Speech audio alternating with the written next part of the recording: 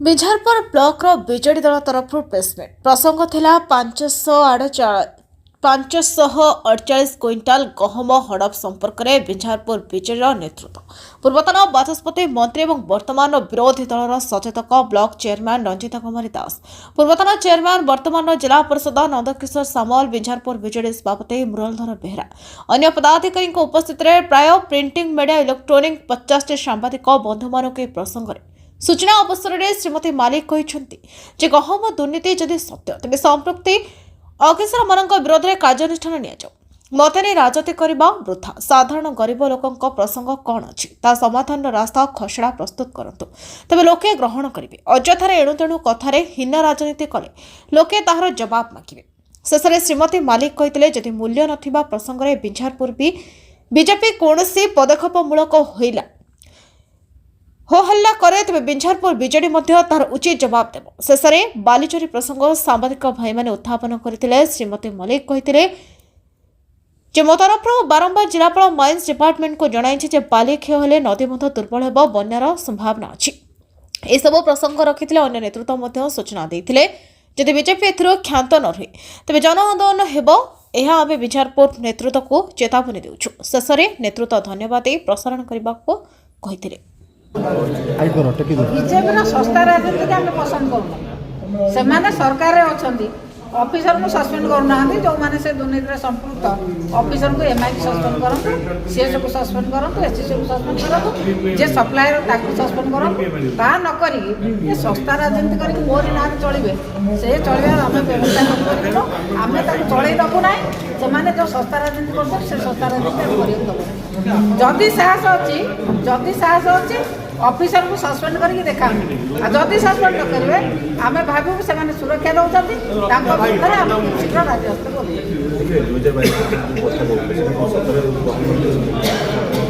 ना मो नजर को तो आसी ना से कौन कथा मो नजर को आसी ना अଯଥା मिछ कथा उठे सस्ता राजनीति करने से चेष्टा कर जानी ना सी जब जानी जी असंपृक्त सस्पेंड करूँ ता नक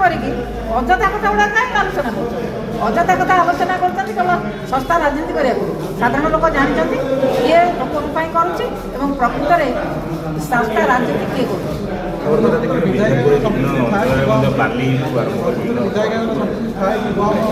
आप जानना विधायक कौन संपृक्ति थाए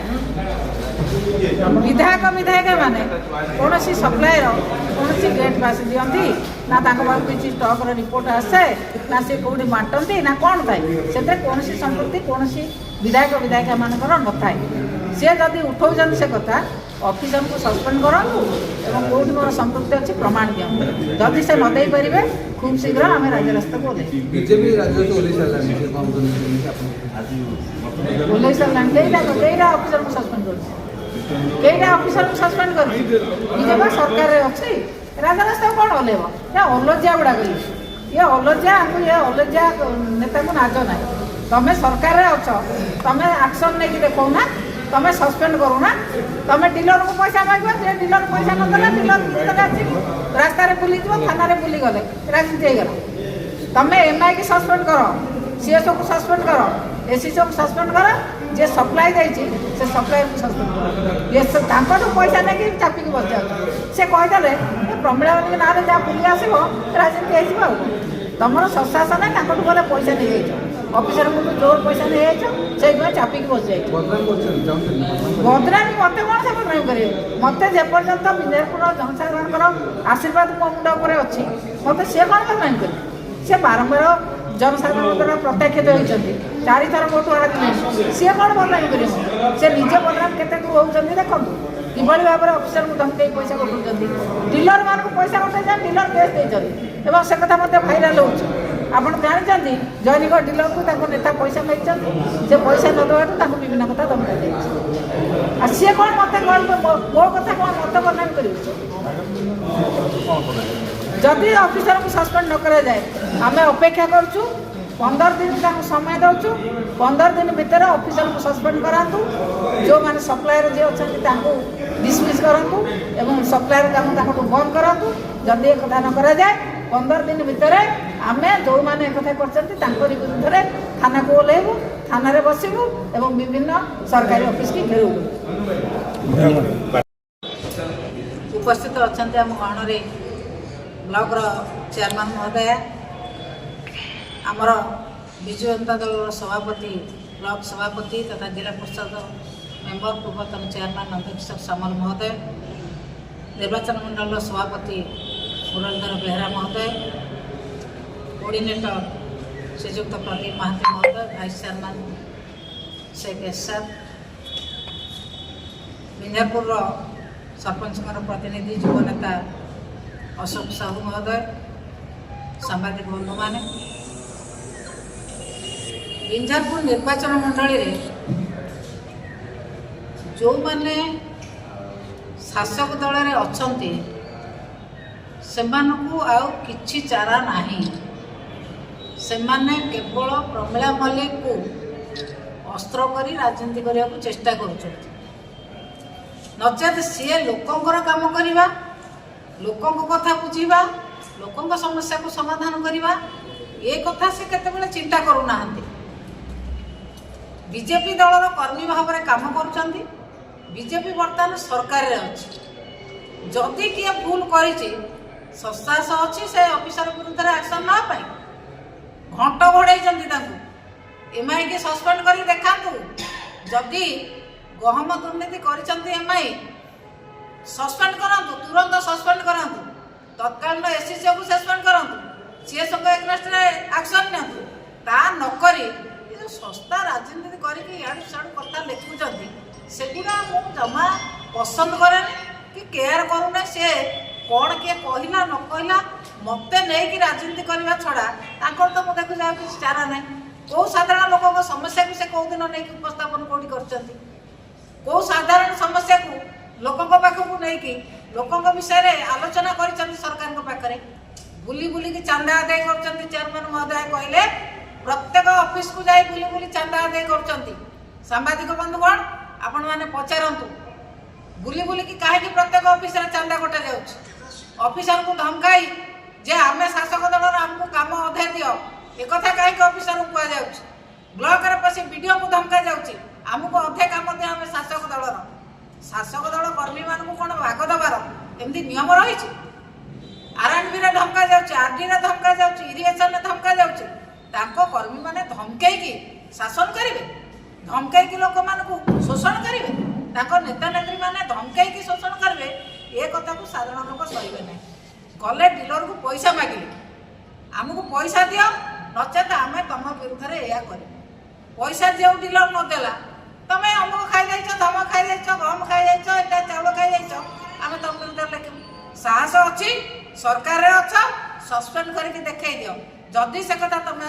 ऑफिसर का एग्नेस्ट न नियो कि सप्लायर जे सप्लाई करुच्ची ता विरुद्ध एक्शन न नियो आमे जानूचु तुम से संपृक्त अच्छ तुम चांदा मागिच चांदा बोधे तुमको ऑफिसर मोटा आकार दे कि पारुना तेणु डीलर मान को मागिच डीलर मैंने देना डीलर मैंने देले बोधे तुम भी पशिज डीलर मान विरुद्ध भी किसी कहब ना साहस अच्छी सरकार अच्छ सस्पेंड करके देखाओ एमआई को सस्पेंड कर से सब विरुद्ध प्रोसीडिंग कर से सब सस्पेंड कर एक कथा तो कहीं कहूना सस्ता राजनीति करके ब्यानर धरिकी बुलीगले रास्ता रे लोक बुझीजे तुम सत्या बोली तुम केते चांदा कौन आदाय करमी चलुच केमी तुम संगठन करने ब्लाकमेलिंग कर लोक को एक कम जनसाधारण जाणुना से कथा बंद कर दयाकोरी बंद कर तुम पानी चोरी करुच तुम बाली चोरी करुच सबू कथा आम आज सांबादिक सम्मेलन उपस्थित अच्छा विधायिका महोदय दलर सभापति और नेतृमंडल विशेषकर आपण माध्यम किसी तथ्य रखापी चाहूँगी आपण माध्यम बहुत कथा आम जानलु गोटे विशेष गुरुत्वपूर्ण कथा जो कथा को नहीं बर्तमान विंध्यापुर गोटे हीन राजनीति चली 2022 ମସିହା ଅଗଷ୍ଟ ସେପ୍ଟେମ୍ବର ମାସର କଥା ଗହମ କଥା 548 କୁଇଣ୍ଟାଲ ଗହମକୁ ନେଇ ଗୋଟେ ହୀନ ରାଜନୀତି ଭାରତୀୟ ଜନତା ପାର୍ଟିର କର୍ମକର୍ତ୍ତା ରାଜନୀତି କରୁଛନ୍ତି ଏବଂ ବିଭିନ୍ନ କଥା ସୋସିଆଲ ମିଡ଼ିଆରେ ଛାଡ଼ୁଛନ୍ତି। ସେ ସମ୍ପର୍କରେ ଆପଣମାନଙ୍କ ମାଧ୍ୟମରେ ଆଜିର ସମ୍ମିଳନୀରେ ମୁଁ କହିବାକୁ ଚାହୁଁଛି। 3 ବର୍ଷ ତଳର କଥା, ସେତେବେଳେ ଭାରତୀୟ ଜନତା ପାର୍ଟି ବିରୋଧୀ ଦଳରେ ଥିଲା। ସେତେବେଳେ କାହିଁକି ପ୍ରଥମ କରି ମୁଁ କହୁଛି କାହିଁକି ଏ ଗହମ ଇସ୍ୟୁକୁ ଉଠାଇ ନଥିଲା। ଦ୍ୱିତୀୟ କଥା, 3 ବର୍ଷ ତଳର କଥାକୁ ଆଜି ନିଏ ରାଜନୀତି କରୁଛନ୍ତି। ଆଜି ତ ତାଙ୍କର ସରକାର ଚାଲିଛି, ସବୁ ଭିଜିଲାନ୍ସ ହେଉ ପୋଲିସ ହେଉ ଅନ୍ୟାନ୍ୟ ବିଭାଗ ସରକାରଙ୍କ କାମ କରୁଛନ୍ତି। ସେମାନେ ଚାହିଁଲେ ଏହାର ଇନକ୍ୱାରି କରିପାରିବେ। ଏହାର ଯଦି ବିଧିବଦ୍ଧ ଇନକ୍ୱାରି କରି ଯେଉଁମାନେ ଏଥିର ସମ୍ପୃକ୍ତ ସେ ସରକାରୀ କର୍ମଚାରୀ ଆପଣଙ୍କର ସେ ବିଭାଗରେ MIଠୁ ଆରମ୍ଭ କରି CSO SCSO ଏମାନେ ଯେଉଁମାନେ ସମ୍ପୃକ୍ତ କିମ୍ବା ସପ୍ଲାୟର ଯେଉଁମାନେ ସମ୍ପୃକ୍ତ ସେମାନଙ୍କ ବିରୁଦ୍ଧରେ କ'ଣ କାର୍ଯ୍ୟାନୁଷ୍ଠାନ ନେଇଛନ୍ତି। କିଛି ନହେଲେ ସରକାରୀ ଦଳ ହିସାବରେ ଯେଉଁଟା ସେମାନେ କରିବା କଥା, ଭାରତୀୟ ଜନତା ପାର୍ଟିର କର୍ମକର୍ତ୍ତା କରିବା କଥା, ସେ କଥା ନ କରି ଅଯଥାରେ ରାଜନୈତିକ ଲୋକଙ୍କୁ ବିଶେଷ କରି ମାନଙ୍କର ବିଧାୟକଙ୍କୁ ସେଠି ଟାଣି ହୁଟାରି କରୁଛନ୍ତି। ସେ କଥାର କିଛି ପ୍ରାସଙ୍ଗିକତା ନାହିଁ। କିନ୍ତୁ ଯଦି ରାଜନୀତି କରିବ ତାହେଲେ ସରକାର ତୁମର ଅଛି, ତୁମେ ଏହାର ବିଧିବଦ୍ଧ ତଦନ୍ତ କର ଏବଂ କେତେ ସରକାରୀ କର୍ମଚାରୀଙ୍କ ବିରୁଦ୍ଧରେ ତୁମେ କାର୍ଯ୍ୟାନୁଷ୍ଠାନ ନେଇପାରିବ। ଯଦି ଏହାର ବିଧିବଦ୍ଧ ତଦନ୍ତ କରି ଯଦି ଏହା ପ୍ରକୃତ ଦୁର୍ନୀତି ହେଇଛି ତାହେଲେ ତୁମମାନଙ୍କ ହାତରେ କ୍ଷମତା, ତୁମେ ନିଶ୍ଚିନ୍ତ ବିଭାଗୀୟ ଅଧିକାରୀ ନିଶ୍ଚିନ୍ତ ତୁମେ କାର୍ଯ୍ୟ ଯାହା କରିଥିବେ, ଯଦି ଭୁଲ କରିଥିବେ ବା ଠିକ୍ କରିଥିବେ ସେହି ହିସାବରେ କାର୍ଯ୍ୟାନୁଷ୍ଠାନ ଗ୍ରହଣ କରିଛନ୍ତି କି ଯଦି ନ କରିଛନ୍ତି ତାହେଲେ ଥାନାର ଦ୍ୱାରସ୍ଥ ହେବାର କିଛି ଆବଶ୍ୟକ ନାହିଁ। ଏଠି ଲୋକଙ୍କୁ ଆଣି ଆନ୍ଦୋଳନ କରି ଥାନାରେ ସେ କଥାକୁ ଗୋଟେ ରାଜନୈତିକ ରଙ୍ଗ ଦେବାର କିଛି ଆବଶ୍ୟକତା ନାହିଁ। ଯଦି ଆପଣମାନେ ସରକାରରେ ଥାଇ ଏହାକୁ ଗୁରୁତ୍ୱ ଦେଉନାହାନ୍ତି, କୌଣସି କାର୍ଯ୍ୟାନୁଷ୍ଠାନ ନେଉନାହାନ୍ତି, ଆମେ ଭାବୁଛୁ ଆମେ ବର୍ତ୍ତମାନ ବିରୋଧୀ ଦଳ, ଆମେ ବିରୋଧୀ ଦଳ ଭାବୁଛୁ ଆପଣଙ୍କର କ'ଣ ସେଥିରେ ରହିଛି, କ'ଣ ତାଙ୍କ ସହିତ ମଧୁଚନ୍ଦ୍ରିକା ରହିଛି କିମ୍ବା ଡିଲରଙ୍କ ସହିତ ରହିଛି। ଆପଣମାନେ ଡିଲରଙ୍କ ପାଖରୁ କ'ଣ ଡିଲରମାନଙ୍କର ବି ଅଭିଯୋଗ ରହୁଛି। ଜଣେ ଡିଲର ସେଦିନ ଆମେ ଦେଖିଥିଲି ସୋସିଆଲ ମିଡ଼ିଆରେ, ସେ କହୁଛନ୍ତି ଆମକୁ ଭାରତୀୟ ଜନତା ପାର୍ଟିର ଲୋକ ଚାନ୍ଦା ମାଗୁଛନ୍ତି, ଆମେ ଚାନ୍ଦା ନ ଦେବାରୁ ସିଏ କଥାକୁ ଗୋଟେ ପ୍ରସଙ୍ଗ କରି 3.5 ବର୍ଷ ତଳର କଥାକୁ ପ୍ରସଙ୍ଗ କରି ଏ କଥାକୁ ଲୋକଲୋଚନକୁ ଆଣୁଛନ୍ତି। ଏ କଥାରେ କିଛି ପ୍ରାସଙ୍ଗିକତା ନାହିଁ। ତେଣୁ ଆପଣମାନଙ୍କ ମାଧ୍ୟମରେ ମୁଁ ପୁଣି ଦାବି କରୁଛି ଏଠି ଯଦି ଏହାର ପ୍ରକୃତ ସତ୍ୟତା ଅଛି, ମୁଁ ଯେଉଁ ଶାସକ ଦଳର ଭାରତୀୟ ଜନତା ପାର୍ଟିର ଏଠି ନେତୃମଣ୍ଡଳୀ ଯେଉଁମାନେ ଦାୟିତ୍ୱ ନେଉଛନ୍ତି, ଯେଉଁ ଟାଣି ଉଟାରିକି ସୋସିଆଲ ମିଡ଼ିଆରେ ଗୋଟେ ଫେକ୍ ନ୍ୟୁଜ୍ ବାହାର କରି ଆମର ଏଠି ମାନ୍ୟବର ବିଧାୟକଙ୍କୁ ଗୋଟେ ବଦନାମ କରିବା ପାଇଁ ରାଜନୀତି କରି ଏକଥା କରିବେନି। ମୁଁ ଯଦି ତାଙ୍କୁ ଅନୁରୋଧ କରୁଛି, ଯଦି ସେମାନଙ୍କର ସସାହସ ଅଛି ତାହେଲେ ଏହାର ବିଧିବଦ୍ଧ ଇନକ୍ୱାରି କରି ଆପଣ ସରକାରୀ ସ୍ତରରେ ଯେଉଁମାନେ ଦୁର୍ନୀତି କରୁଛନ୍ତି ସେମାନଙ୍କୁ ଦଣ୍ଡିତ କରନ୍ତୁ, ନହେଲେ ଏ କଥାରୁ କ୍ଷାନ୍ତ ରୁହନ୍ତୁ। ଯଦି ସେ ଏଭଳି କାର୍ଯ୍ୟ କରିବେ ବିଜେଡ଼ି ମଧ୍ୟ ଆମେମାନେ ମଧ୍ୟ ରାଜରାସ୍ତାକୁ ଓହ୍ଲାଇବା ବିରୁଦ୍ଧରେ। ଧନ୍ୟବାଦ। ଯାଜପୁର ଜିଲ୍ଲା ବିଚାରପୁର ଉଦୟନା ଜେନାଙ୍କ ସହ ରାଜ ଜେନାଙ୍କ ରିପୋର୍ଟ, BTN ଓଡ଼ିଆ।